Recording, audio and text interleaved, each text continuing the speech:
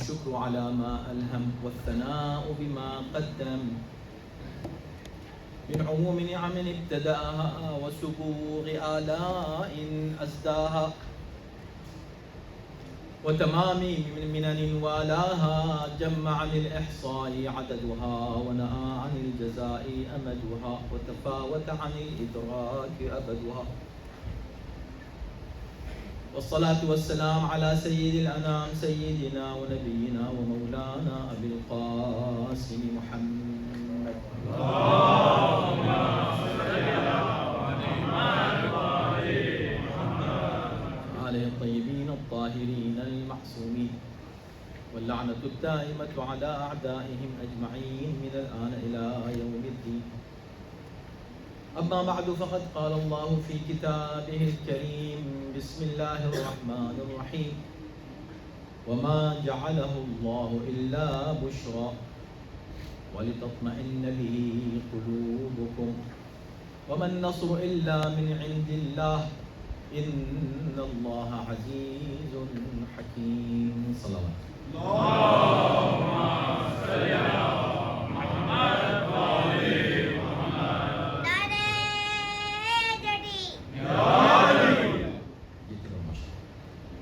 حضرات آپ جانتے ہیں کہ ہماری گفتگو سورہ انفال کے ذیل میں جس موضوع پر چل رہی ہے وہ ہے عرفان رسالت اور درجات ایمان. اور ہر دن ہم ایک آیت کی تلاوت کا شرف حاصل کرتے ہیں اور اسی ذیل میں گفتگو ہوتی ہے، لیکن تسلسل کے ساتھ ہم کسی سورہ پر گفتگو کر رہے ہیں. آیت نمبر 6 اور 7 تک ہم نے کل گفتگو کی تھی. آج ہم ذرا سا اور آگے بڑھیں گے اور تقریباً 20 تک کی آیات کو کور کرنے کی کوشش کریں گے، کیونکہ ہمیں پھر جلدی سے آگے بڑھنا ہے. 75 آیات ہیں اس پورے سورہ میں. کیا بات کہی گئی ہے؟ اور یہاں سے آیت نمبر 5 سے وَإِذْ أَخْرَجَكَ رَبُّكَ مِنْ بَيْتِكَ سے جو بات شروع بغیر تمہید کے میں شروع کرتا ہوں، کیونکہ وقت مختصر ہوتا ہے اور مضامین بہت ہیں اس سورہ میں. تو اس میں یہی بات کہی گئی کہ جب ہم نے آپ کو حکم دیا کہ آپ گھر سے نکلیں، تو یہ ایک واقعے کی طرف اشارہ ہے. اور یہ کون سا واقعہ ہے؟ عالم اسلام جس پر بہت ہی فخر کرتا ہے اور ہم کو بھی افتخار ہے، اور یقیناً بہت ہی اہم واقعہ ہے تاریخ اسلام کا، اور وہ ہے غزوہ بدر. یعنی بدر وہ واقعہ جس نے تاریخ کا رخ موڑ دیا، اور اللہ نے اسلام کو وہ فتح و نصرت نصیب فرمائی کہ جس کے بعد بس اسلام ترقی کی راہ پر گامزن ہوتا چلا گیا. اور معجزانہ یہ اللہ کی جانب سے مدد اور نصرت تھی اسلام کی ایک ایسے وقت میں جب کہ اسلام کو ضعیف سمجھا جا رہا تھا، اور ہر طرف چاروں طرف دشمن تھے، اور دشمن ہی دشمن تھے، اور وہ مسلسل سازشوں میں مصروف رہتے تھے اور مسلمانوں کو کمزور سمجھتے تھے، مستضعف سمجھتے تھے. اللہ نے ان کے لیے اس طرح کا موقع فراہم کیا. البتہ اس انداز سے قرآن ہمارے سامنے اس واقعے کو پیش کر رہا ہے، اسے ہمیں سمجھنے کی ضرورت ہے، اور اس کے تمام پہلو ہماری نگاہوں کے سامنے ہونے چاہیے. ہمیں معلوم ہونا چاہیے کہ یہ اتنا اہم واقعہ، اتنا زبردست واقعہ. اگر آپ جا کر دیکھیں انٹرنیٹ پر بہت سی آپ کو تقاریر اس سلسلے میں ملیں گی. اگر آپ جا کر سرچ کریں تو آپ کو انٹرنیٹ کے اوپر اس کے تعلق سے بہت کچھ مٹیریل ملے گا. لیکن ابھی ہم عدل کی بات کر رہے تھے انگلش کے پورشن میں، تو آپ یقین جانیں کہ آپ کو یہ محسوس ہوگا کہ جو حقائق ہیں اس کو نہ جانے کیوں مسلمان چھپانا چاہتے ہیں، اور یا مورخین اس کو دبانا چاہتے ہیں. جو حقائق ہیں اقرار تو ہے اس کا، ذکر تو ہے اس کا کتابوں میں، لیکن جب بھی بدر کی بات آتی ہے ان حقائق کا ذکر نہیں کرتے کہ جو اصل وجہ ہیں مسلمانوں کے لیے کامیابی اور نصرت کا. یعنی اللہ نے جو کہا کہ ہم نے تم کو نصرت دی، وَلَقَدْ نَصَرَكُمُ اللَّهُ بِبَدْرٍ وَأَنْتُمْ أَذِلَّةٌ، صرف اسی سورہ میں اس کا ذکر نہیں ہے، یہ آیت میں نے ابھی پڑھی آپ کے سامنے، سورہ آل عمران کی آیت ہے. اللہ فرماتا ہے کہ یاد کرو جب ہم نے تمہاری نصرت کی اس وقت جب کہ تم بہت ہی کمزور تھے. کہاں؟ بِبَدْرٍ، ہم نے تمہاری مدد کی. اور اس آیت میں بھی جو ابھی ہم نے پڑھی آیت نمبر 10 ہے سورہ انفال کی، کہ اور اس سے پہلے آیت نمبر 9 اگر آپ دیکھیں، اور اس سے پہلے آیت نمبر 8 اور 7، یہ سب پڑھنے لائق آیتیں ہیں لیکن وقت بہت ہی تنگ ہوتا ہے، بہت ہی وقت مختصر ہوتا ہے. آپ یہ دیکھیں کہ اس میں یہ کہا گیا وَإِسْتَسْتَغِيثُونَ رَبَّكُمْ، ایسی سچویشن بن گئی تھی کہ تم اپنے پروردگار سے تڑپ کے دعا کر رہے تھے. فَاسْتَجَابَ لَكُمْ، اللہ نے تمہاری دعا کو قبول کیا. انی ممدکم بألف من الملائکۃ مردفین، میں تمہاری مدد کرنے والا ہوں 1000 فرشتوں سے. جنگ بدر، میں نے عرض کیا تھا کہ جنگ بدر کوئی ارادہ نہیں تھا جنگ کا، بلکہ قافلہ آ رہا تھا. اس میں کچھ ساز و سامان ایسا تھا کہ جو قابل اعتراض تھا. مثلا وہ لوگ اسلحہ لے کر آ رہے تھے، یا وہ اس طرح وہ اس پیسے سے اسلحہ لے کر مسلمانوں پر حملہ کرنے کا پلان کر رہے تھے. اور تیسری بات یہ تھی کہ مسلمانوں کے بہت سا مال اور دولت ان کے پاس جو ہے غاصبانہ طور پر موجود تھا، اور مسلمان چاہ رہے تھے کہ وہ اپنا مال ان کو مل جائے، ان کا حق تھا. اور تیسری یعنی جو ہے چوتھی بات یہ تھی کہ وہ جہاں سے گزر رہے تھے وہ مسلمانوں کا ایریا تھا، تو سب کچھ کر رہے ہیں مسلمانوں کے خلاف، سازش ہو رہی ہے مسلمانوں کے خلاف، اسلحے جمع ہو رہے ہیں مسلمانوں کے خلاف. مسلمان خاموش بیٹھیں گے؟ تو انہوں نے اس راستے کو روکنا چاہا. بس یہ بات تھی. اب جب اس کے لیکن جنگ کا ارادہ نہیں تھا. یہی وجہ ہے کہ جب نکلے ہیں تو آپ کو حیرت ہوگی، یعنی کہ واقعی جو پڑھے گا تاریخ کو تعجب کرے گا. کہاں 200 گھوڑے، کہاں 2 گھوڑے. تلواریں تو ہر شخص کے پاس ہوا کرتی تھی نا، لیکن چونکہ جنگ کے لیے نہیں نکلے تھے، ایک راستہ تھا روکنے کے لیے نکلے تھے کہ تم یہ راستہ یوز نہیں کر سکتے، اور یہ تمہارے پاس مال و دولت ہے تم اس کو مسلمانوں کے خلاف استعمال نہیں کر سکتے. جو اسٹریٹجی ہوتی ہے اپنے حفاظت کے لیے وہ کرنے کے لیے نکلے تھے. تلواریں 313 لوگوں میں تلوار بھی سب کے پاس نہیں تھی. ہر ایک کے پاس تلوار بھی نہیں، تلوار معمولی تلوار جو ہوتی وہ تو سب کے پاس نہیں تھی. اب ظاہر سی بات ہے جنگ کرنا ہے کس سے؟ ایک اتنی بڑی فورس، اتنے بڑے لشکر سے کہ جو مکمل طور پر فل فلیج تیاری کے ساتھ آیا. اب یہاں معجزات ہوتے ہیں. کیا معجزات ہوتے ہیں؟ اللہ کس انداز سے مدد کرتا. پیغمبر اسلام نے فرمایا کہ یا اللہ، آج اگر یہ مختصر سی جماعت آج اگر ختم ہو گئی تو پھر اس زمین پر تیری عبادت کرنے والا کوئی نہیں بچے. سچویشن ایسی آ گئی، اگر یہ آج مارے جائیں گے تو اسلام ختم ہو جائے گا. اور یہی جذبہ لے کر آئے تھے دشمن کہ آج سارے مسلمانوں کو، بہت روکا اس کو ابو جہل کو، مگر وہ نہیں مانا. اس نے کہا نہیں میں تو جنگ کروں گا. اس کو خود اس کے لوگوں نے روکا کہ چھوڑو اب جنگ نہیں کرو، بات ختم ہو چکی ہے. کہا نہیں میں تو جنگ کروں گا اور ان سب کو گرفتار کروں گا، اور ان کا رسول ہے اس کو بھی گرفتار کیا جائے گا، سب کو قتل کیا جائے گا، سب کو ختم کیا جائے گا. سمجھانے کی کوشش کی، نہیں مانا. جس کو سمجھایا جائے نہ مانا جائے اور وہ نہ مانے، اسی کو تو ابو جہل کہتے ہیں. ابو جہل نے اپنے ابو جہل ہونے کا ثبوت دیا، اور پھر اس کو اتنی ذلت کے ساتھ اللہ نے اسے وہاں ہلاک کیا. اس کی ہلاکت اسی جگہ ہوئی. 70 لوگ مارے گئے مسلمانوں کی طرف سے، صرف 14. اس کو آپ صرف سن لیجئے، ابھی دیکھیں آپ لطف آئے گا. 14 لوگ صرف مسلمانوں کی طرف سے مارے گئے، شہید ہوئے. ادھر سے 70 لوگ مارے گئے، مسلمانوں کی طرف سے کوئی اسیر نہیں ہوا. اس طرف سے 70 لوگ اسیر بھی ہوئے. یہ سب کیسے ہوا؟ تو اللہ نے کہا کہ بھئی دیکھو ہم نے تمہاری مدد کی، ہم نے تمہاری مدد کی. نبی بھی اللہ سے مدد مانگ رہے ہیں، یا اللہ تو میری مدد کر، پروردگار مدد فرما دے. اب یہ مدد کہاں سے ہوئی، کیسے ہوئی، کیا ہوئی، وہ تو پتہ چلے. تو قرآن نے اس کا ذکر کیا. اللہ نے کہا کہ ہم نے تمہاری مدد کی فرشتوں کے ذریعے. آیت نمبر 9 میں کہا. آیت نمبر 8 میں کہا کہ ہم نے سب اس لیے کیا کہ لیحق الحق ویبطل الباطل ولو کرہ المجرمون. ہم چاہ رہے تھے کہ حق کو حق ثابت کر دیں اور باطل کو باطل ثابت کر دیں. یعنی آج کا معرکہ حق کو حق ثابت کرنے کے لیے, آج کا معرکہ باطل کو باطل, یعنی پانی کا پانی ہو جائے, دودھ کا دودھ ہو جائے. آج یہ لکیر کھنچ جائے گی, کیسے ہوگا وہ دیکھنا, یہ کیسے ہوگا وہ دیکھنا ہے کہ یہ مختصر سی جماعت اس طاقتور جماعت پر کیسے غالب آئے گی, وہ بھی تو معلوم ہو. تو خدا نے کہا پہلی بات تو یہ کہ ہم نے تمہارے لیے فرشتے بھیجے ہیں. وما جعلہ اللہ الا بشرا, یہ اصل میں تمہاری خوشخبری کے طور پر یہ فرشتے بھیجے گئے ہیں. وَلِتَطْمَئِنَّ بِهِ قُلُوبُكُمْ, تمہارے دلوں کو اطمینان ہو جائے. اور یاد رکھنا اس کے بعد بھی, ان فرشتوں کے بھیجنے کے بعد بھی ہم تمہاری اور بھی مدد کریں گے. اور یہ جو مدد ہوگی وَمَن نَصْرُ إِلَّا مِنْ عِنْدِ اللَّهِ, یہ نصرت صرف خدا کی طرف سے ہوگی. اس لیے کہ اللہ کے علاوہ نصرت کہیں اور سے آتی ہی نہیں ہے, مدد صرف خدا کی طرف سے ہوگی.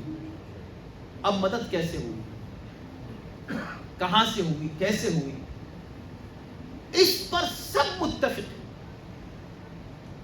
کہ اس عجیب و غریب مقابلے میں, کہ جو کسی طرح برابر کا مقابلہ نہیں تھا, اس میں 70 لوگ مارے گئے ہیں دشمن کی طرف سے. ان 70 میں جو دشمن کی طرف سے مارے گئے ہیں, ان کو مارنے والوں میں کون ہیں؟ فرشتے بھی ہیں اور یہ سارے مسلمان بھی ہیں. لیکن جب لوگوں نے گنا, جب یہ سب کے سب واپس پہنچے اور رونا پیٹنا مچا مکے میں, یہ بھی مارا گیا, یہ بھی مارا گیا, یہ بھی مارا گیا, یہ بھی مارا گیا, تو آپ کو پتا ہے کہ وہ بہت ہی زیادہ اس بات پر توجہ کرتے تھے کہ کس نے کس کو مارا ہے. تو اب وہاں جب شور مچا کہ یہ بھی مارا گیا, یہ بھی تو اس کو کس نے مارا؟ کہا علی نے. اس کو کس نے مارا؟ کہا علی نے. اس کو کس نے مارا؟ کہا علی نے. اس کو کس نے مارا؟ بھائی ایک علی نے کتنوں کو مارا. تو کم سے کم جو سب نے, تمام جائیے کیجئے ریسرچ, سب نے متفق ہو کے جو تعداد لکھی ہے وہی لکھی ہے کہ 36 تنہا علی نے مارے, 34 تمام مسلمانوں نے اور فرشتوں نے مل کے.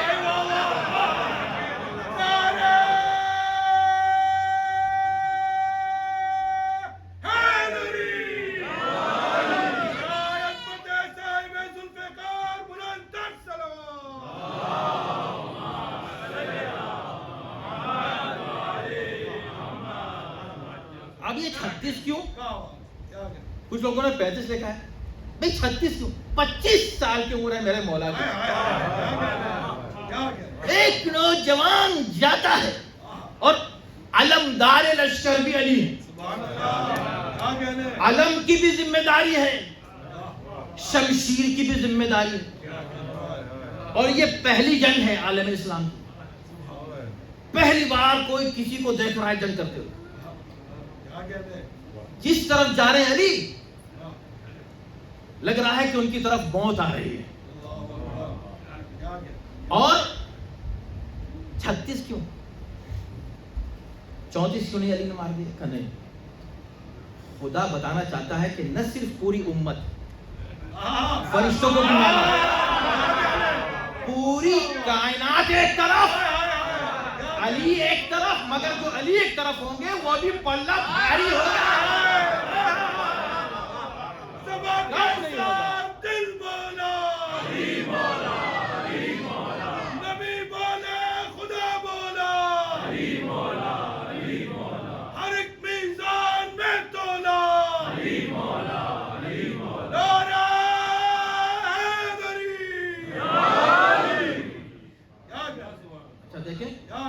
بھائی علی نے مارے 36 تو سب نے کہا کہ علی نے مارے. باقی جو 34 ہیں یہ کس نے مارے؟ کہا ان 34 میں بھی تقریباً ہر ایک میں علی شریک ہے.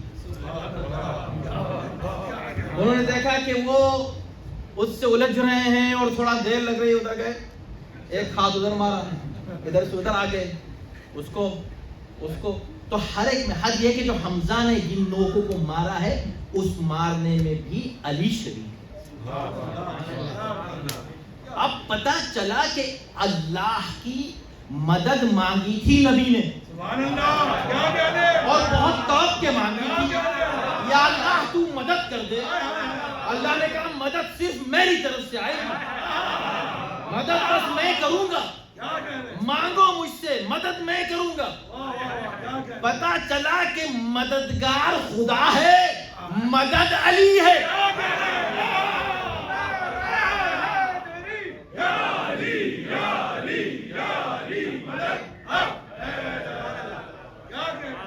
اب کتنی بڑی زیادتی ہے، کتنی بڑی، آپ پوچھیں علماء کرام سے، کبھی ذکر کرتے ہیں اس بات کا کہ علی ہی اصل ہیرو ہیں، علی ہی اصل فاتح ہیں بدر کے، اس کا ذکر ہوتا ہے، بدر کی باتیں ہوتی ہیں، اصحاب بدر کی باتیں ہوتی ہیں۔ ارے اصحاب بدر کے بارے میں قرآن کیا کہہ رہا ہے وہ ہم پڑھ چکے ہیں۔ سارے اصحاب بدر سب قابل تعریف نہیں تھے، اسی لیے ابھی کچھ اور آیتیں آئیں گی، جیسے جیسا وقت ہوگا میں آپ سامنے عرض کروں گا۔ یہ سورہ انفال پڑھ لیں۔ اس بدر کے واقعے میں جب بھی دیکھیے شروع ہوتا ہے نا، جنگ شروع ہوتی، اب پورا لشکر سامنے، اس طرف سے مسلمان، اس طرف سے مشرک، اب مقابلہ ہوتا ہے۔ تو ابتدا میں ان کا طریقہ یہ تھا کہ پہلے انڈیویجول مقابلے کے لیے لوگ آتے تھے، ایک کے مقابلے پر ایک، تو وہاں سے 3 نکلے مقابلے کے لیے، مشرکین کی طرف سے مقابلے کے لیے کتنے نکلے؟ 3۔ اس 3 کے مقابلے کے لیے مسلمانوں کی طرف سے کسی کو جانا تھا۔ پیغمبر اسلام نے کچھ لوگوں کو بھیجا، انہوں نے کہا نہیں یہ تو ہمارے مقابلے کے نہیں ہیں۔ اتنا غرور تھا ان کو کہ جنگ کے میدان میں بھی مد مقابل کو دیکھ رہے تھے کہ ہمارے برابر کا ہے کہ نہیں۔ دیکھیں غرور۔ تو اب کسی اور کو بھیج سکتے تھے پیغمبر اسلام، لیکن نہیں بھیجا۔ اب ڈائریکٹ پھر کس کو بھیجا؟ ایسے کو بھیجا کہ اب وہ نہیں کہہ سکتے کہ ہمارے برابر کا نہیں۔ 3 وہاں سے نکلے، ایک کا نام تھا عتبہ، ایک اس کا بھائی تھا شیبہ، بڑے رشتے ہیں ان لوگوں کے، بڑے رشتہ دار ہیں ان لوگ۔ اور تیسرا تھا ولید ابن عتبہ، اس عتبہ کا بیٹا۔ اب یہ کس کے رشتہ دار تھے، کوئی سینسیٹیوٹی پیدا نہ ہو جائے تو حوالہ دیا جا سکتا ہے یزید کی طرف سے۔ یہ تینوں یزید کے رشتہ دار تھے۔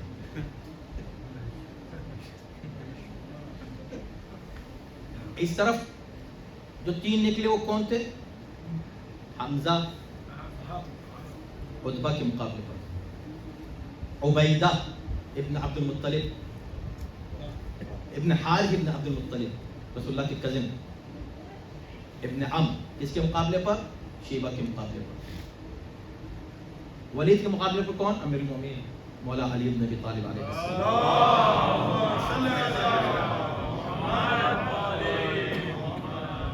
اب مقابلہ شروع ہوتا ہے۔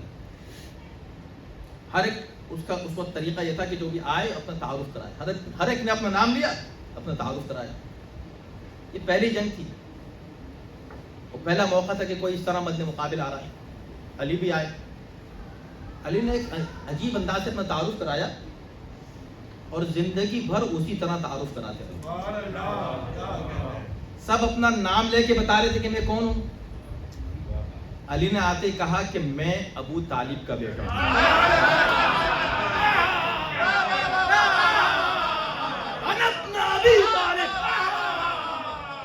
اس کے بعد زندگی بھر علی کا یہی اصول رہا، جب آتے تھے اپنے باپ کے حوالے سے اپنا تعارف کرتے۔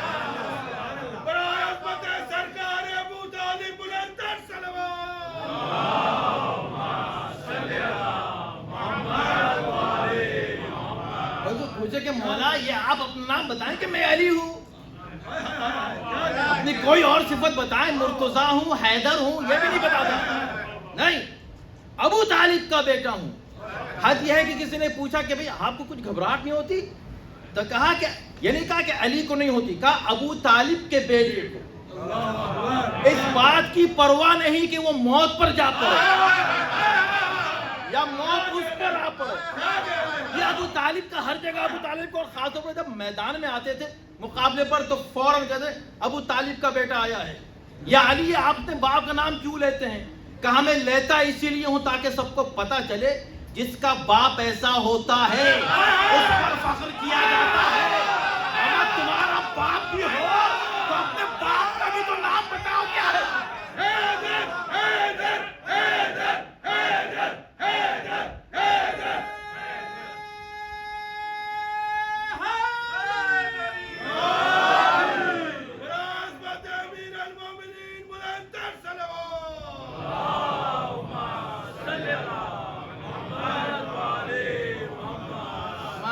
دشمن پتہ ہے کیسے تھے؟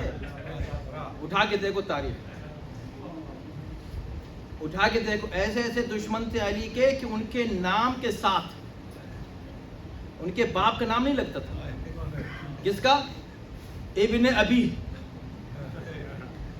اپنے باپ کا بیٹا. تو علی کہہ رہے بھئی میرے مقابلے پر آنے والا اپنے باپ کا نام بتائے. بتاؤ کون ہے تمہارا باپ؟ ہے بھی کہ نہیں؟ میرا باپ تو ہے ابو طالب.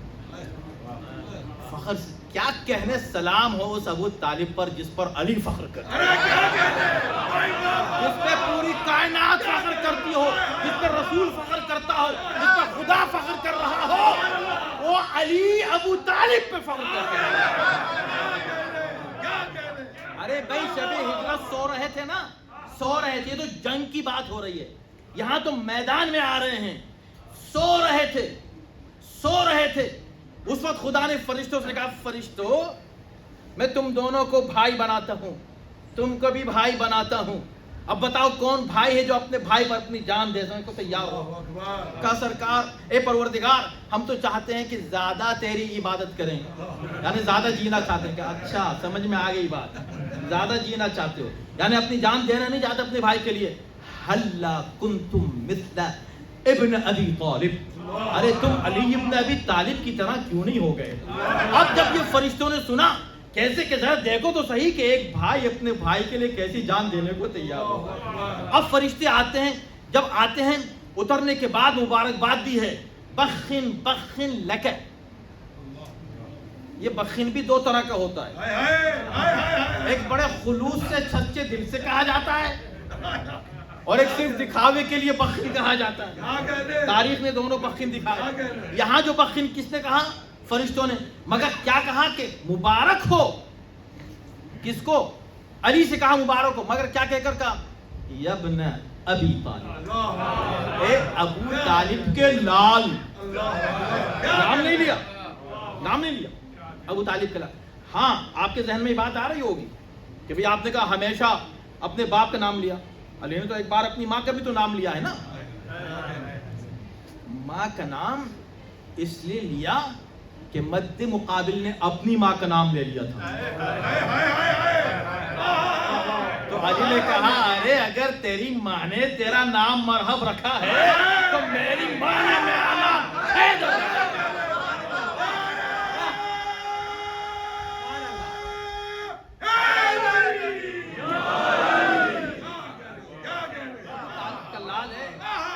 باپ پہ بھی فخر ہے، اسے اپنی ماں پہ بھی فخر. جنگ ہوئی، حمزہ نے عتبہ کو مارا، علی نے ولید کو مارا، اور جناب عبیدہ ابن حارث یہ زخمی ہو گئے. ابھی زخمی کیفیت میں جنگ کا سلسلہ جاری تھا کہ مولا علی نے دیکھا، وہ فوراً پہنچے اور اسے پھر نار کی. مولا کائنات یعنی فوراً سپورٹ کی. پھر حمزہ یہ دونوں اٹھا کر جناب عبیدہ کو لے آئے. تاریخ نے یہ ایک منظر پیش کیا، یہ تینوں مارے گئے، اور ایسے موقع پر جبکہ مولائے کائنات کی شجاعت کے جوہر سب کو نظر آئے، اس پوری جنگ میں اور اس کے بعد کی جنگوں میں ابن حبیل حدید مختصری نے ایک عجیب بات کہی، بڑی دلچسپ، وہ آپ سنتے ہیں لیکن ان کی زبان سے سنیں۔ وہ یہ کہتے ہیں کہ علی کی شجاعت کی ایک خصوصیت یہ تھی، وہ کہتے ہیں کانت ضرباتہ وترن، علی جو ضرب لگاتے تھے وہ وتر ہوتی تھی۔ شفا و وتر سنا نا؟ وتر کیا مطلب؟ یعنی ایک ضرب کے بعد کبھی دوسری کی ضرورت ہی پیش نہیں، اور ضرب جو لگاتے تھے تو ایسا عدل تھا کہ دو حصوں میں برابر سے تقسیم کیا، جس کو مارا دو کر دیا، جس کو مارا دو حصوں میں تقسیم کیا۔ ایک ہی ضرب میں سر سے اترتی ہی تلوار سر کو کاٹا، گردن کو کاٹا، سینے کو کاٹا، پیٹ کو کاٹا، اس کے بعد سواری کو بھی کاٹا۔ یہ تینوں سوار تھے اور یہ تینوں، ان کے پاس سواری نہیں تھی، اس کے باوجود بھی اس طرح کی جنگ کی۔ یہ امیر المومنین شجاعت۔ اب جس نے اس پوری جنگ کا محور علی کی ذات گرامی ہے۔ جنگ ہوتے ہوتے بہت سے بڑے دلچسپ واقعات ہیں، میری نظر وقت پر بھی ہے اور ہمیں آگے بھی بڑھنا ہے، کہ جنگ ہوتے ہوتے ایک صحابی ہیں عکاشہ، ان کی تلوار ٹوٹ جاتی ہے، ویسی تلواریں کم تھیں، تلوار ٹوٹ گئی، پریشان ہو گئے، پیغمبر اسلام کے پاس آئے، رسول اللہ میری تلوار ٹوٹ گئی۔ رسول اللہ نے ایک ٹہنی اٹھائی درخت کی، ان کے ہاتھ میں دے دی کہ لیجیے، یا رسول اللہ اس کا کیا کروں، اس سے جنگ کرو۔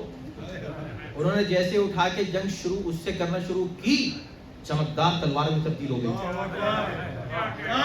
یہ نبی کا معجزہ ہے۔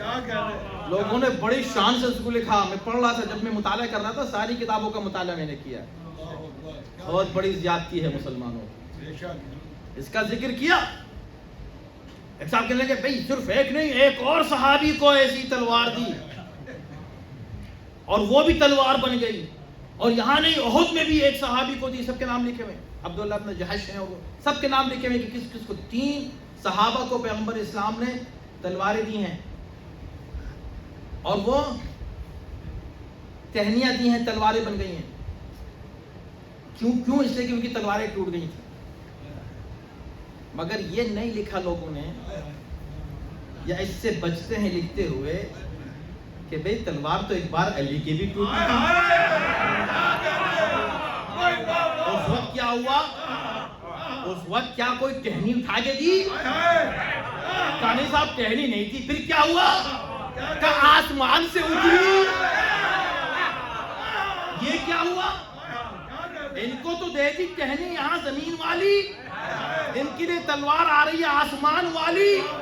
کا خدا یہی تو بتانا چاہتا ہے کہ ان دونوں میں، صحابہ میں اور علی میں، زمین و آسمان کا فرق ہے۔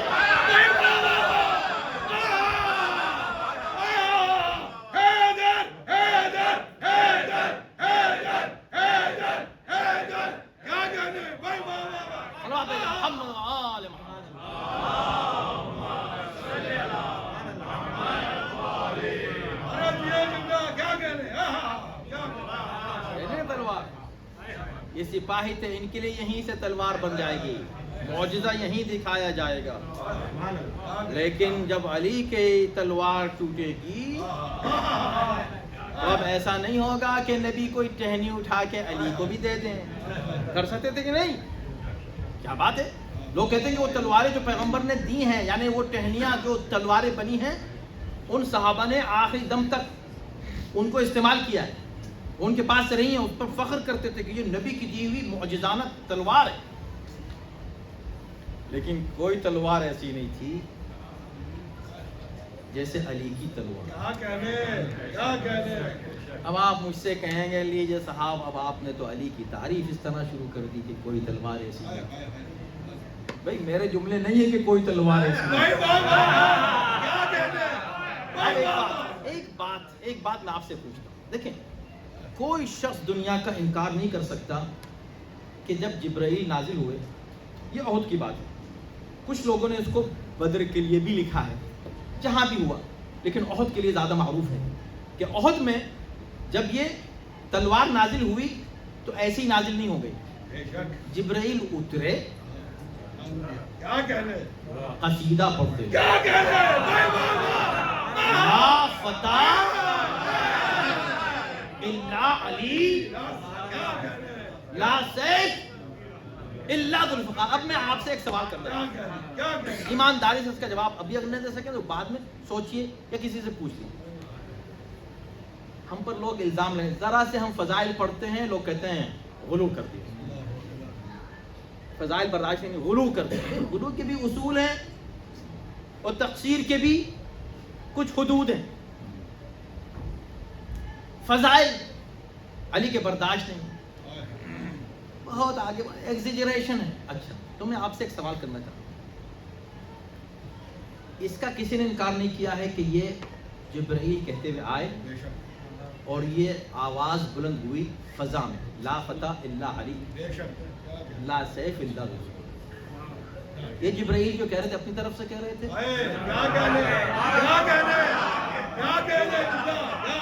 اپنی طرف سے تھا. آپ نے جو ہم سے کہا آپ اپنی طرف سے کہہ رہے ہیں. ارے اگر کیوں اپنی طرف، آپ چونکہ علی کو چاہتے تو ہم کیا کریں، جبرائیل بھی چاہتے ہیں. اگر ہم رافضی ہیں تو ہم سے بڑے تو وہ رافضی ہیں.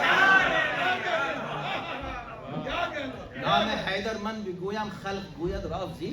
بہت بڑے عارف کا ہے یہ قول، مطلب یہ شعر کہ میں علی کا نام لیتا ہوں لوگ کہتے ہیں رافضی ہے. میں نے علی کا نام لیا، میں کہاں سے رافضی ہو گیا؟ کہ نہیں تم رافضی ہو، علی کا نام لیتے ہو. تو انہوں نے کہا کہ نام حیدر من بگویم خلق گوید رافضی، پس خداو مصطفیٰ جبریل باشد رافضی. اگر علی کا نام لینا ہی رافضیت ہے تو بڑے بڑے رافضی تو وہ ہیں جنہوں نے علی کا نام لیا ہے. جبرائیل ہے، رسول ہے، خدا ہے. شاہ مردہ شہر یزدہ قوت پروردگار، لا فتح الا علی لا سیف الا ذوالفقار. نعرہ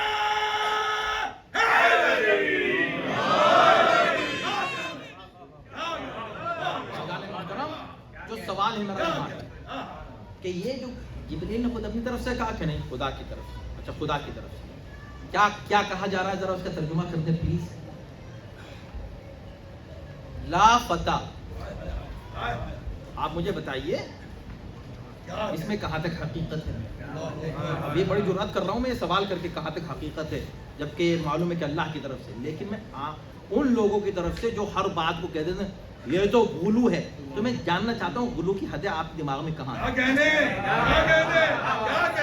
غلو کہتے کس کو ہیں؟ غلو کہتے ہیں ایگزیجریشن کو، ٹو مچ کر دینا، اتنی تعریف کرنا کہ یہ تو بھائی بہت ہی زیادہ ہے. جیسے شاعر کرتے ہیں، شاعران میں بس بات کو آگے بڑھا دیا، ہے نہیں کچھ بھی. خدا یہ نہیں کہہ رہا ہے کہ علی ایک بہادر جوان ہے. خدا یہ نہیں کہہ رہا ہے کہ ذوالفقار قابل تعریف کوئی تلوار نہیں، یہ نہیں کہا جا رہا ہے کوئی جوان ہی نہیں ہے. لا فتح، اس پوری کائنات میں کوئی جوان ہی نہیں ہے الا علی، علاوہ علی کے. یہ بات صحیح ہے. ہمیں کتنے جوان ہیں دنیا میں؟ کوئی جوان ہی نہیں ہے، کوئی تلوار ہی نہیں ہے. اور وہ جو ہم بات کر رہے تھے وہ ٹوٹی تھی، وہ کون سی تلواریں تھیں؟ کوئی تلوار ہی نہیں ہے علاوہ ذوالفقار کے. یا اللہ یہ کون سا انداز تعریف ہے؟ یہ کہتے کہ یہ ذوالفقار بڑی اہم ہے، کہتے کوئی تلوار نہیں ہے. کہتے کہ یہ علی بہت بہادر جوان ہے، کہتے کوئی جوان ہی نہیں ہے. لا فتح، کوئی تلوار ہی نہیں ہے. اگر ہم کہہ دیں تو یہ غلو ہو جائے، ہم کہہ دیں تو غلو ہو جائے، فوراً آدمی پکڑے، ارے کیسی باتیں کر رہے ہیں، 1 لاکھ جوان میں بھی آپ کو دکھا دیتا ہوں، کیا یہ جوان نہیں ہے؟ آپ کہنے کوئی جوان ہی نہیں ہے، بس ایک علی جوان رہ گئے پوری دنیا میں، اور یہ جو لاکھوں تلواریں اس پوری دنیا میں، کوئی تلوار ہی نہیں ہے۔ آپ نے کہا تلوار ہی نہیں ہے، ارے اس کو تلوار تو مانو، یہ کہو کہ یہ اس سے بہتر ہے، اب بہتر کی بات ہی نہیں ہے، وہ تلوار ہی نہیں ہے، تلوار بس یہ ہے، جوان کی بات ہی نہیں ہے، کوئی جوان نہیں ہے، بس علی ہے۔ یا اللہ یہ کیا ہو رہا ہے؟ کہا جب میں علی کی تعریف کرتا ہوں مجھے کوئی اور نظر ہی نہیں۔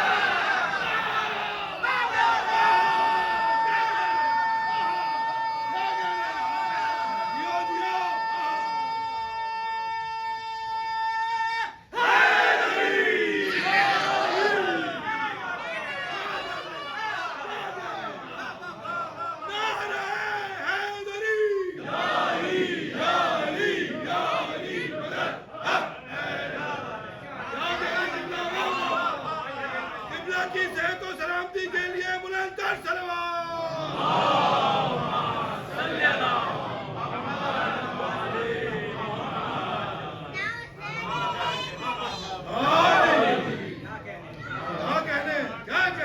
دیکھیں ان لوگوں کے لیے جو قرآن کے حوالے سے آتے ہیں نا ہر چیز میں، تو تھوڑا سا ان کو بھی مطمئن کر دوں، بے چینی ان کی بڑھ جاتی ہے ایسی باتوں سے، تو ان کو تھوڑا سا ان کی بے چینی دور کر دی جائے کہ خدا کو جو بات بہت ہی پسند ہوتی ہے نا، خدا اسی طرح بات کرتا ہے اور کچھ نہیں، بس یہ حالانکہ اور چیزیں ہوتی ہیں وہ، مگر اللہ اس کو نظر میں ہی نہیں رکھتا، اللہ کی نظر میں ہے نتھنگ، یہ چیزیں ہیں ہی نہیں، یہ ہے بس۔ دیکھیں اس دنیا میں کتنے دین ہیں، کتنے ادیان ہیں، کتنے مذہب ہیں، بہت ہیں، خود قرآن کہہ رہا ہے بہت سے مذہب ہیں، لیظہرہ علی الدین کلہ، اللہ نے دین اس لیے بھیجا تاکہ جتنے ادیان ہیں ان کے اوپر غالب کر دے۔ تو جب دین ہیں دوسرے موجود تو ہیں نا، دین تو ہیں، پھر خدا کیوں کہہ رہا ان الدین عند اللہ الاسلام، اللہ کی نظر میں دین بس اسلام ہے۔ اللہ کہہ دیتا کہ بھئی میری نظر میں دین اچھا والا اسلام ہے، باقی یہ سب دین ہے مگر اسلام صحیح والا دین ہے، کہنے نہیں وہ دین ہی نہیں ہے، بس یہ ہے۔ تو خدا سے منسوب جو چیزیں ہوتی ہیں، خدا اپنی چیزوں کو بس اپنا کہہ کے کہتا بس یہ ہے، چونکہ علی اللہ کا ولی ہے، جب خدا اپنے ولی کی بات کرتا ہے دوسروں کی بات ہی نہیں کرتا، بس یہ ہے۔ اب ہم سے مت کہنا کون افضل ہے، ارے افضل کیسا، کوئی ہے ہی نہیں، بس علی ہے۔ کیسا افضل؟ علی افضل ہے کہ وہ افضل ہے؟ جی نہیں، علی کسی سے کوئی افضل نہیں ہے۔ افضل کیسا؟ علی صرف انبیاء سے افضل ہے۔ بھائی افضل ہونے کے لیے بھی کمپیریزن کا کوئی لیول تو ہونا چاہیے، غیروں سے کمپیر کر کے کہتے ہیں علی افضل ہے کہ وہ افضل ہے، خبردار علی کو اس کمپیریزن سے ہٹاؤ، کوئی ہے جو علی کے مقابلے پر آئے، نتھنگ، ہے ہی نہیں، وہ ہے ہی نہیں، بس علی ہے افضل ہے۔ نہیں افضل کیوں؟ افضل کہتے ہیں جاتے کمپیریٹیو ڈگری، ان سے افضل جب ہوں جب کسی میں فضیلت ہو مقابلے میں، علی کے مقابلے پر آنے والے پہ فضیلت ہے ہی نہیں، اور اگر ہے فضیلت تو وہ ختم ہو جاتی ہے مقابلے پر آ کر۔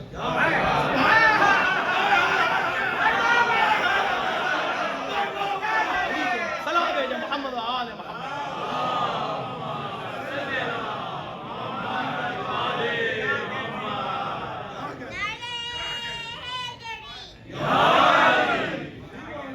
یہ ہے وہ بات جو قرآن کہہ رہا ہے لیحق الحق، حق کو حق خدا آج ظاہر کرنا چاہتا ہے۔ آج میدان بدر میں یہ فخر کرنے والے مسلمانوں، یہ بدر، اس کو قرآن نے یوم فرقان کہا ہے۔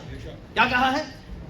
یوم فرقان، اسی سورے میں یوم التقى الجمعان، یعنی فرقان کا مطلب ہے کہ وہ دن کہ جب حق ظاہر اور واضح ہو گیا، لیکن حق اسی کے لیے واضح ہوگا کہ جو اس کو قبول کرے گا۔ کیا اس کے بعد مشرکین نے حق کو قبول کر لیا؟ مان لیا؟ جی نہیں. ایک اور بڑا لشکر لے کے تیار کر کے آئے احد کے موقع پر. یہ پورے سال تیاری کرتے رہے, پتہ ہی ہے نا آپ کو. تو پھر کیسے یوم الفرقان ہوا؟ یوم الفرقان کا مطلب یہ ہے کہ ہر چیز کلیئر ہو جائے. تو خدا یہاں کیا کیا کلیئر کرنا چاہتا ہے؟ توجہ کیجیے گا, یہاں کیا کیا خدا کلیئر کرنا چاہتا ہے. تو بس ایک آیت نمبر 17 کا چھوٹا سا حوالہ دے کے آپ کی جماعت ختم کر دوں گا, کیونکہ قرآن کی روشنی میں بات کر رہا ہوں. اللہ نے کہا وَلَمْ تَقْتُلُوهُمْ وَلَكِنَّ اللَّهَ قَتَلَهُمْ. آیت نمبر 17 پڑھیے. میں حوالے اس لیے بھی دے رہا ہوں کہ آپ پڑھیں, اور مجھے خوشی ہے کہ بہت سے لوگ پڑھ کے ماشاءاللہ آ رہے ہیں اس سورے. ہم کل جب پڑھیں گے تو کم سے کم 30 یا 35 تک آپ پڑھ کر آئیے گا. انہی آیات پر ہم گفتگو کریں گے آگے. وَلَمْ تَقْتُلُوهُمْ, اے مسلمانوں یہ جو 70 مارے گئے نا, اس میں تم نے تھوڑی ان کو مارا ہے, ان کو ہم نے. تو لکھیے خدا کہہ رہا ہم نے مارا ہے. آپ یقین جانے میں عجیب, واقعاً عجیب ہے کہ مسلمان جتنی تفسیر اٹھا کے دیکھیں بڑے فخر سے کریں, دیکھو مسلمانوں کا کتنا بڑا کمال, اللہ کتنی عظمت مسلمانوں کے بیان کر رہا ہے. یہ کہہ رہا ہے کہ بھئی جو تم نے کام کیا وہ اصل میں نے کیا, میں نے مارا. پھر ایک نے لکھا کہ وہ اب یہاں جو لوگ فخر کرتے ہیں کہ علی نے اتنے لوگوں کو مارا, کیا خاص بات ہے؟ علی نے تھوڑی مارا, اللہ نے مارا. علی نے تھوڑی مارا, اللہ نے مارا. اچھا یہ فضیلت کم کرنا چاہ رہے ہیں, اسی کو تو علی کہتے ہیں کہ جتنی فضیلتیں دبانا چاہو اتنی اٹھا کے سامنے. یہ کیا بات ہوئی کہ علی نے مارا 36 کو مارا؟ علی نے تھوڑی مارا, اللہ نے مارا. اور باقی سب مسلمانوں نے جو مارا وہ بھی اللہ نے مارا. تو علی کا کیا کمال؟ میں کہتا ہوں کہ علی کا کوئی کمال ہوئے نہ ہو, سوال یہ ہے کہ اللہ نے اگر مارا تھا تو فرشتوں کے ذریعے سب کو مار دیتا, مسلمانوں کے ذریعے سب کو مار دیتا. یہ آدھے سے زیادہ اللہ نے علی کو کیوں منتخب کیا مارنے کے لیے؟ ابھی بات واضح نہیں ہوئی. ایک بار علی نے کہا تھا, آپ کو یاد ہے خیبر کے میدان میں, کیا ما قلعت باب خیبر بقوة جسمانیہ وانما قلعتها بقوة ربانیہ. میں نے در خیبر کو جسمانی طاقت سے نہیں اکھاڑا, میں نے ربانی طاقت سے اکھاڑا. ایک بہت بڑے اسکالر, دیکھیں اسکالروں کا حال, انہوں نے کہا دیکھا علی نے خود کہہ دیا, ان کا کوئی کمال اس میں ہے. وہ خود یہ کہہ رہے ہیں کہ میں نے کچھ نہیں کیا, میں نے نہیں اکھاڑا, یہ جو کچھ بھی اب خدا نے کیا. تب اس میں علی کا کہاں سے کمال آ گیا؟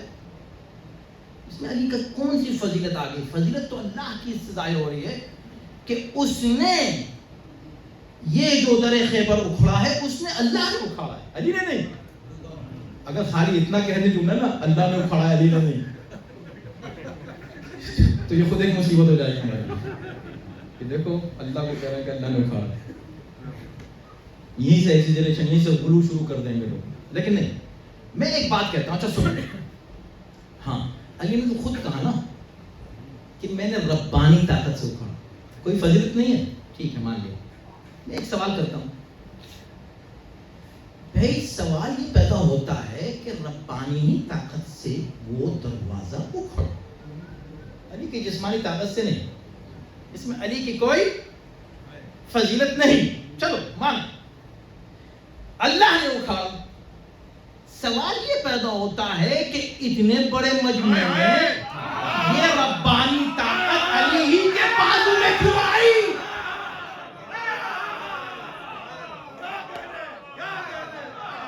علی کے بازو کی ایسی خصوصیت کیا تھی کہ ربانی طاقت اسی کو تلاش کر رہی ہے؟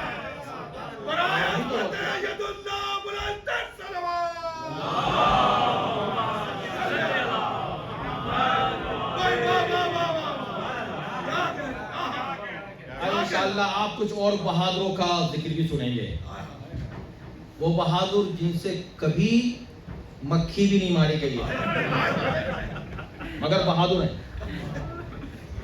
اور وہ مشورے دیتے تھے مارنے کا لوگوں یہ چیک کر کے کہ ٹھیک سے ہاتھ بندھے ہوئے ہیں کہ نہیں اس کا۔ جی ہاں، اسی سورے میں ہے بھائی، اسی سورے میں، الگ سے میں اپنی طرف سے کچھ نہیں کہہ رہا۔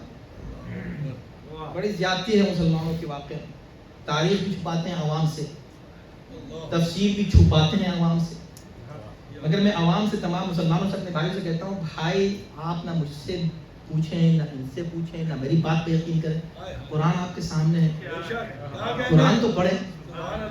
میں آپ کے سامنے قرآن پڑھ رہا ہوں، اس سورے کے پیرامیٹر میں گفتگو کر رہا ہوں۔ آپ ذرا دیکھیں کہ بدر میں اللہ نے مسلمانوں کو جو فتح اور ظفر عنایت فرمائی، اس کا سبب وہی ہے جو میرا موضوع ہے، اطاعت مطلقہ پیغمبر، 100% unconditional obedience رسول اللہ کی، اور جتنی معرفت رسول اللہ کی ظاہر ہوگی کسی کے ذریعے سے، اتنا ہی اس کا ایمان ظاہر ہوگا۔ ایمان کا تعلق انسان کا، کسی شخص کا پیغمبر کی معرفت پر منحصر، اور ہم اسی بنیاد پر لوگوں کو جج کرتے ہیں۔ ہم خود کسی کے بارے میں کوئی فیصلہ نہیں کرتے۔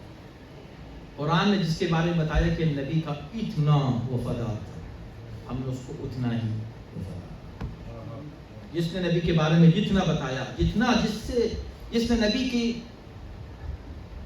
خدمت کی، نبی سے محبت کی، نبی سے عشق کیا، اس کو ہمارے لیے سب کچھ ہے۔ لیکن نبی کی شان میں کوئی گستاخی کرتا نظر آئے، ہم سے توقع نہ کیجیے گا کہ ہم اس کا کوئی احترام کر سکیں۔ پیغمبر اسلام بدر کا موقع اور اس میں اور اس کے نتائج میں جو دروس دیکھتے ہیں، اس کا خلاصہ اسی جملے میں، اور ہم یہی دیکھیں، کامیابی اسی میں ہے۔ وہ جو 5 صفات اس سے پہلے مومن کی پیش کی گئی، وہ سب یہیں پر آ کر جمع ہو۔ نبی کی اطاعت، مکمل اطاعت، اور اس میں عمر کی قید نہیں ہے۔ امیر المومنین کی عمر شریف 25 سال کی ہے، اور وہ عجائب اور وہ غرائب آپ نے دکھائے ہیں بدر کے میدان میں، اور یہ بدر ہی کا نتیجہ ہے ان سے دشمنی۔ بعد کی جتنی دشمنی ہے، یہ بدر و احد اور خیبر و خندق ہی کی تو دشمنیاں ہیں جو نکالی ہیں۔ صاف کہتے ہیں یزید نے، لیت اشیاخی ببدر شہید، کاش میرے وہ بزرگ جو بدر میں مارے گئے، بزرگ یہ۔ اب سوچیں کہ لوگ پوچھتے کہ علی کے اتنے فضائل تھے، لوگ اتنے دشمن کیوں تھے؟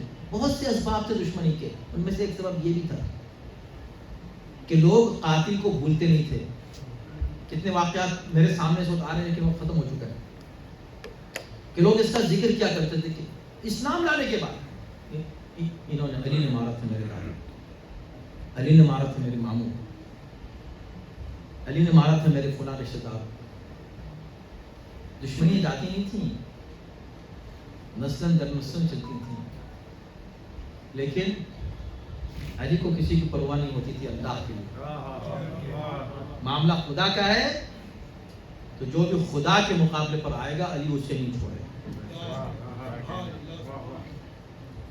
تو جب علی کا یہ اصول تھا کہ جو بھی میرے خدا کے مقابلے پر آئے گا میں اسے چھوڑوں گا نہیں، تو خدا کا بھی یہی اصول کیا کہنے کہ جو میرے علی کے مقابلے پر آئے گا میں بھی اسے چھوڑوں گا۔ یہ اولاد ہے، اور صرف علی، دیکھیں اصل میں یہ ابو طالب کا خون ہے، جو داخل آئے آتے کا میں ابو طالب کا بیٹا، اور اسی حوالے سے لوگ ان کو پہچانتے تھے۔ حدیث عمرو بن عبد سے لے کر جتنے بھی آپ دیکھیں گے، اچھا تم ابو طالب کے بیٹے، ابو طالب کے حوالے سے پہچان رہے ہیں امیر المومنین۔ کربلا پوری ابو طالب کا خون ہے اور کچھ نہیں۔ یہ پوری کربلا ابو طالب، سارے دشمنی ابو طالب سے نکالی جا رہی ہے، ابو طالب کے بیٹے علی سے نکالی جا رہی ہے۔ آج یہ ہم ایک ذکر کر رہے ہیں، اگرچہ یہ دو شہید ایسے ہیں جو کربلا میں نہیں تھے، مگر یہ بھی ابو طالب ہی کے لال ہے، یہ بھی ابو طالب ہی کا خون ہے۔ مسلم بن عقیل کے دو بچے، اللہ اکبر۔ مسلم بن عقیل جن کو حسین نے اپنا سفیر بنا کے بھیجا ہے، اگر غربت کا ذکر کیا جائے نا تو بس مسلم کا نام لیا جاتا ہے۔ ہاتھوں کو جوڑ کے عرض کروں گا میں، کربلا میں بھی غریب ہیں سب، حسین بھی غریب ہیں، لیکن میرے مولا جب بالکل اکیلے رہ گئے نا، جب بھی بہن تو موجود تھی نا سوار کرنے والی، بالکل تنہا رہ گئے، کوئی سوار کرنے والا نہیں، لیکن ایک بہن تو آ گئی نا، اس نے سوار کر دیا۔ جب زینب کا کوئی سوار کرنے والا نہیں تھا، سجاد آ گئے نا، سوار کر دیا۔ ایک غریب ایسا ہے جو بالکل اکیلا ہے، اور اسے مسلم بن عقیل کہتے ہیں۔ تلوار چلتی ہے قاتل کی، اور سر جدا کر کے جسد اطہر خود زمین پر پھینک دیا جاتا ہے، اور جو گستاخی پھر اس جسد طاہر کے ساتھ ہوتی ہے وہ آپ سب کو معلوم ہے۔ لیکن جب لے کے جا رہا تھا نا قاتل پشت بام پر، تو چلتے چلتے اوپر جاتے ہوئے ایک مرتبہ نیچے کی طرف دیکھا، کیا ماحول پایا؟ خوشی کا ماحول ہے، لوگ اپنے بچوں کو باہر لے کے نکلے ہیں، جانتے ہیں کہ کون سی تاریخ ہے، مگر قاتل سے پوچھتے ہیں کہ کیا بات ہے، آج کوفے والے کیسی خوشی منا رہے ہیں، باہر کیسے نکلے ہیں بچوں کو لے کر؟ کہا تو معلوم نہیں، کل عید کا دن ہے، یہ سب اپنے بچوں کو لے کر نکلے عید کے تحفے دلانے کے لیے، عید کے کپڑے دلانے کے لیے۔ آواز دی کوفے والوں، اسی کوفے میں میرے بھی 2 یتیم بچے ہوں گے، ان بچوں کا خیال رکھیں۔ وہ ننھے سے بچے، آپ سوچیں جب دیکھیں خود جناب مسلم کے لیے کتنا مشکل تھا، اللہ آپ کو سلامت رکھے، آپ کے بچوں کو سلامت رکھے۔ کبھی جب باپ اور بیٹے، چھوٹا بچہ ہو، ساتھ میں کہیں جا رہے ہو، کسی مجمع میں جدا ہو جائیں تو دونوں کی کیفیت کیا ہوتی ہے، باپ کی بھی بچے کی، چین ہی نہیں آتا جب تک دونوں مل نہ جائیں۔ مسلم کو جب شہید کیا جا رہا تھا، ان کے 2 بچے نگاہوں سے اوجھل ہو چکے تھے، ان کو بڑی فکر اپنے بچوں کی رہنی چاہیے، مگر ہم دیکھتے ہیں کہ کوئی ذکر بچوں کا نہیں کرتے۔ ابن زیاد کے سامنے بھی آتے ہیں تو کیا کہتے ہیں؟ ابن زیاد مجھے فکر ہے حسین کی، میں نے اپنے مولا سے کہہ دیا تھا کہ آ جائیے، اتنے لوگوں نے بیعت کر، کوئی میرے آقا تک یہ پیغام پہنچا دے، مولا اب نہ آئیے۔ اور اس کے بعد پھر 2 بچے کا کیا ہوتا ہے؟ حسین، یہ جناب مسلم کی شہادت کے بعد ایک جگہ ایک درخت پہ بیٹھ جاتے ہیں۔ یعنی آپ سوچیں کہ وہ شہر جس میں نمازیں پڑھی جا رہی ہیں، اذانیں دی جا رہی ہیں، رسول کا نام لیا جا رہا ہے، وہ شہر جہاں پر امیر المؤمنین خلیفہ وقت کی حیثیت سے تھے، ظاہری خلافت جن کی، اس شہر میں ان بچوں کو پناہ نہیں مل رہی ہے۔ اس شہر میں یہ اپنا نام چھپا رہے ہیں، اپنی آئیڈینٹی چھپا رہے ہیں، لوگ پوچھتے ہیں تو بتاتے نہیں کون ہیں۔ ایک عورت نے پوچھا، بچوں تم کون ہو؟ بچوں نے دیکھا کہ ہمدردی کا مظاہرہ کر رہی، بتا دیا ہم مسلم بن عقیل کے بچے ہیں۔ ان کا میری مالکہ بہت تمہاری چاہنے والی، چلو لے کر آتی ہے، مالکہ کو بتاتی ہے، بچوں کو بڑے پیار سے گھر میں بلا لیا، کمرے میں بٹھا دیا، کھانا کھلا دیا، بستر لگا دیا، بچے سو رہے ہیں، اور ان کو علم نہیں تھا کہ جس گھر میں آئے ہیں وہ اصل میں قاتل ہی کا گھر ہے، اور وہ ظالم ہے جو پورا دن انہی بچوں کی تلاش میں رہا۔ یہ دنیاوی چند مفادات کے لیے وہ تلاش کرتا رہا ہے بچوں کو، اور جب گھر میں داخل ہوا ہے، رات کا وقت ہے، آدھی رات گزری ہے، ایک چھوٹا بھائی اٹھتا ہے، اٹھ کے رونے لگتا ہے۔ بڑے بھائی نے کہا، بیٹا کیوں رو رہے، میرے بھائی کیوں رو رہے؟ اس نے کہا، بھیا میں نے ابھی بابا کو دیکھا ہے، بابا آئے کہہ رہے تھے میں تمہیں لینے کے لیے آیا ہوں، کہاں ہے میرے پاپا؟ وہ تو کہہ رہے تھے لینے کے لیے آئے تھے، رو رہے تھے کہ وہ ظالم آتا ہے، اس نے دیکھا یہ 2 بچے ہیں، کہا تم کون ہو؟ انہوں نے سوچا کہ ہم اپنے ہی گھر میں ہیں، چاہنے والوں کے گھر میں، کہنے لگے کہ ہم مسلم ابن عقیل کے بیٹے ہیں۔ بس یہ کہنا تھا کہ ایک مرتبہ ان بچوں کو بالوں سے پکڑ کر کھینچتا ہوا یہ ظالم لے کر آتا ہے اور ستون خانہ سے انتہائی بے دردی سے باندھ دیتا ہے۔ صبح تک بچے تڑپتے رہتے ہیں، بچے تڑپ رہے ہیں، پریشان ہیں صبح تک۔ جب صبح ہوتی ہے تو بچوں کو لے کر آتا ہے فرات کے کنارے، بچن جملے اور آپ ذہن میں تمام ہوتی ہے۔ کربلا کا مقدمہ ہے یہ قربانی ان بچوں کی۔ جب مسلم عقیل چلے ہیں نا، اکیلے آ سکتے تھے، لیکن بچوں کو لے کے شاید اس لیے آئے کہ وہ جانتے تھے کہ میرے آقا بھی تنہا نہیں جا رہے ہیں، وہ بھی شہید ہوں گے تو بچوں کے ساتھ شہید ہوں گے، میری قربانی بھی بچوں کے ساتھ ہو رہی ہے۔ ان بچوں کو لے کے جب آتا ہے فرات کے کنارے، ایک مرتبہ اس نے تلوار اٹھائی مارنے کے لیے، بڑا بھائی کہتا پہلے مجھے قتل کر دے، چھوٹا بھائی کہتا پہلے مجھے مار دے۔ اس نے ایک بار تلوار کو اٹھایا، جب پتہ چل گیا کہ یہ قتل کرنے والا ہے، مانتا نہیں ہے، کہنے لگے کہ اچھا ٹھیک ہے، ہمیں کہیں لے جا کے ہمیں اسی طرح زندہ لے جا ابن زیاد کے پاس، اگر نہیں لے جاتا تو ہمیں کسی جگہ غلام بنا کے بھیج دے، ہمیں مدینے پہنچا دے، ہم تجھے اس سے زیادہ انعام دلا دیں گے۔ بچوں کی بات نہیں مانی، وہ سمجھ گئے کہ اب قتل کرنے والا، تو کہا 2 رکعت نماز پڑھنے کی اجازت۔ نماز پڑھی ہے بچوں نے، وضو کیا ہے۔ اس فرات کے کنارے جو لوگ کربلا گئے تو انہوں نے مسیب کا وہ مقام دیکھا ہوگا جہاں آج بھی ننھی ننھی قبریں فرات کے کنارے بنی ہوئی ہیں۔ بس ایک مرتبہ ظالم نے تلوار اٹھائی، بڑے بھائی کے سر کو قلم کیا، خون زمین پر بہا، چھوٹے بھائی نے اپنا سینہ بہتے ہوئے خون پر رکھ کر کہا بھیا مجھے چھوڑ کے نہ جانا۔ ظالم نے بہتے ہوئے دریا میں بڑے بھائی کے لاشے کو ڈال دیا۔ ارے وہ جسد طاہر رکا رہا پانی پر، کوئی اپنے بھائی کا انتظار کر رہا ہو۔ ظالم نے دوسری تلوار ماری، چھوٹا بچہ بھی قتل ہوا، تو سر کو اپنے ہاتھ میں رکھا اور جسد طاہر کو پھینک دیا اسی طرح۔ اور جب دونوں بھائی آپس میں بغل گیر ہوئے، آج وہ مقام موجود ہے جہاں وہ دفن کیے گئے۔ ارے ہائے مظلومیت! میں سوچ رہا تھا کہ یہ کیا بات ہے، یہ بھائی ایک بھائی کا انتظار کیسے کر رہا ہے بہتے ہوئے پانی میں؟ جنازہ آگے نہیں بڑھا، لاشا آگے نہیں بڑھا، بلکہ چھوٹے بھائی کا انتظار کیسے کر رہا تھا؟ تو خیال آیا کہ جب 2 بچے گھر سے باہر نکلتے ہیں تو ماں بڑے بھائی کو ذمہ داری دیتی ہے، بیٹا چھوٹے بھائی کا خیال رکھنا۔ عجب نہیں جو ایسا ہی ہوا ہو۔ اور بڑے بھائی نے ماں کو آواز دی، اماں مجھ سے کہا تھا نا چھوٹے بھائی میں انتظار کر رہا ہوں۔ ارے یہی ماں جب لٹا ہوا قافلہ داخل ہوتا ہے کوفے میں تو ایک مرتبہ آواز آتی ہے السلام علیکم یا ابا عبداللہ۔ سب نے ایک طرف دیکھا، کہاں سے آواز آئی؟ سر مسلم دار الامارہ کا پر لٹکا ہوا ہے، آواز آئی، حسین نے جواب دیا وعلیکم السلام۔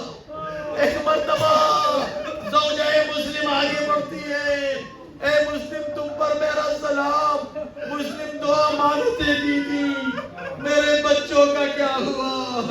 ارے میرا دل تڑپ رہا ہے میرے بچوں کے لیے۔ وَسَيَعْلَمُ الَّذِينَ ظَلَمُوا أَيَّ مُنقَلِبٍ يَنقَلِبُونَ۔ پروردگار سمجھ صالح کو قبول فرما، صلح امداد سے سنانے کی توفیق فراہم فرما، اور آفت و بلا سے محفوظ و معمون فرما۔ جہاں جہاں اہل بیت کے چاہنے والے ماننے والے احوال کو امان اور سکون کا نعمت فرما، تمام مشکلات کو آسان فرما۔ خدا ذات جلالہ کے طاہرین کو واسطہ امام زمانہ کے ظہور میں تحقیر کر ان کا انصاف میں داخل ربنا تقبل منا انک انت السمیع العلیم۔